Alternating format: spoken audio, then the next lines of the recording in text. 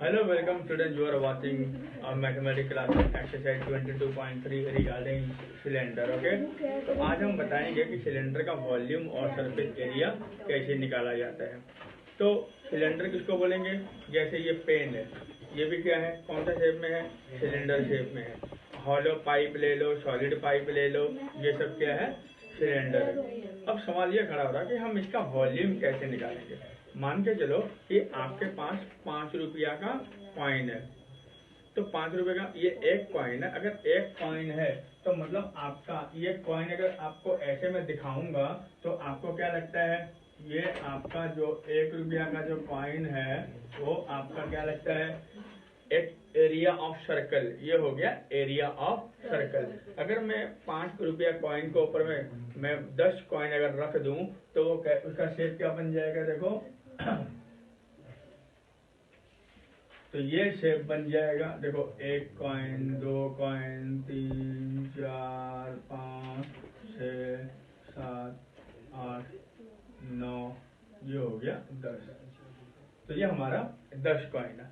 अब सोचो अगर एक कॉइन है तो इसका एरिया सर्कल हो गया, और एक कॉइन कुछ मोटा भी तो है, ये क्या होगा, थिकनेस ऑफ कॉइन। ओके, तो इसका मतलब ये हुआ कि अगर हम निकालते हैं वॉल्यूम ऑफ क्या, सिलेंडर, तो आपको मैंने बोला कि एक कॉइन मतलब एक, अगर 10 कॉइन है तो वो क्या हो गया, ये आपका क्या बनेगा, इंटू 10, तभी तो वो क्या बन जाएगा, वॉल्यूम निकल गया। लेकिन अब 10 ना बोलकर हम इसका क्या बोलेंगे, अभी हाइट, h बोलेंगे। ओके, तो एरिया ऑफ सिलेंडर का फॉर्मूला हो जाएगा एरिया ऑफ क्या, सर्कल इंटू क्या, हाइट। अगर 10 कॉइन है तो हम इंटू 10 लिखते, 5 कॉइन होता तो इंटू 5 लिखता। एरिया ऑफ सर्कल का फॉर्मूला हो गया पाई आर स्क्वायर, और हाइट मतलब h। ये हमारा वॉल्यूम ऑफ सिलेंडर का फॉर्मूला बन गया। ओके, अब हम बात करेंगे कर्व सरफेस एरिया, जिसको हम लोग क्या कहते हैं, क्यूबॉइड में हम लोग क्या कहते थे, लैटरल सरफेस एरिया।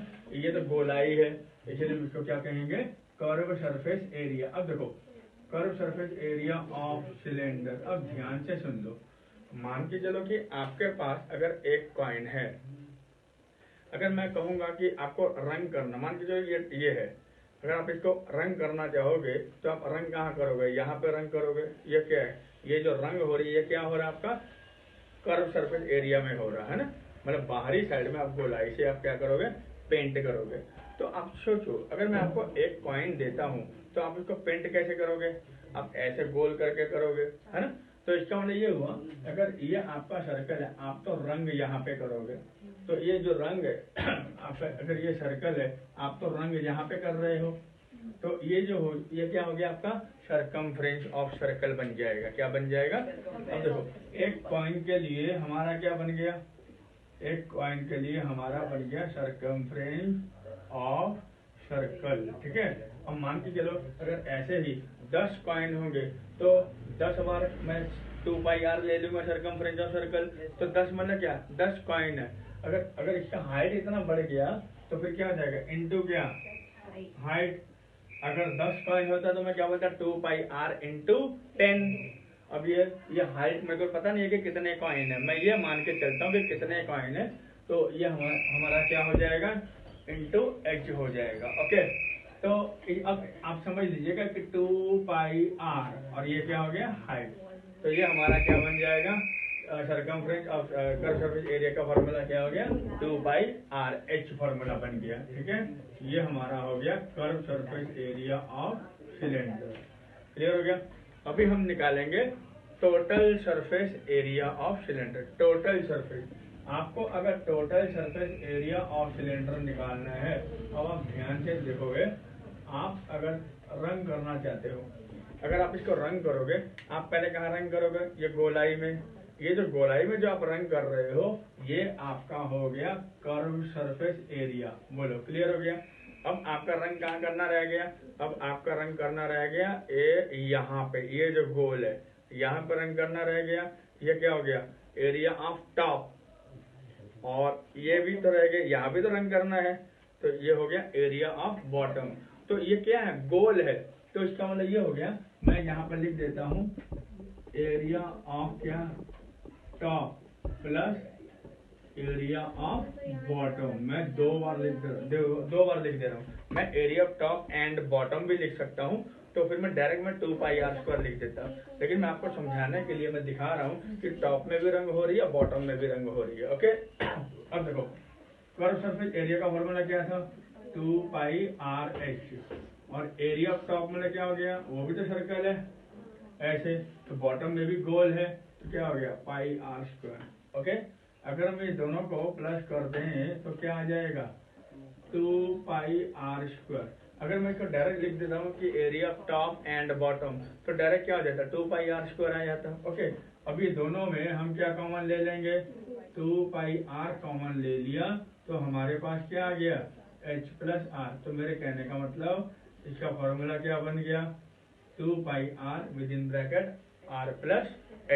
ये हमारा फॉर्मूला बन गया टोटल सरफेस एरिया। मान के चलो कि अगर आपका एक डब्बा है, वो भी गोल पाइप की तरह है, लेकिन नीचे तो बंद है, ऊपर में ओपन है, तभी तो आप पानी डालोगे। समझ में आ गया? जब जो कोल्ड ड्रिंक पीने वाला जो कैन है, तो ऊपर अगर आप ढक्कन खोल दोगे तो ऊपर तो ओपन हो गया, फिर आपका टोटल सर्फेस एरिया क्या हो जाएगा, मैं एरिया इसको हटा देता हूँ, तो फिर क्या बन जाए, सिर्फ यहाँ पे πr² हो जाता।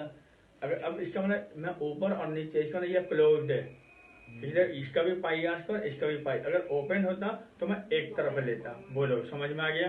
तो ये क्लियर हो गया। अब आ जाओ, कभी कभी देखा जाता है कि अगर हॉलो पाइप हो, हॉलो पाइप मतलब इस तरह का पाइप हो।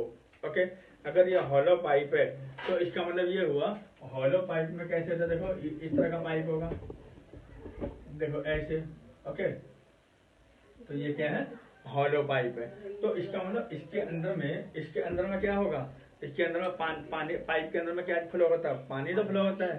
तो आप ये समझ के चलिए, ये है सॉलिड, इसमें पानी फ्लो, इसमें पूरा सॉलिड है, और ये क्या हॉलो है, ये क्या हॉलो है, तो इसके अंदर में क्या जाएगा, पानी फ्लो करेगा।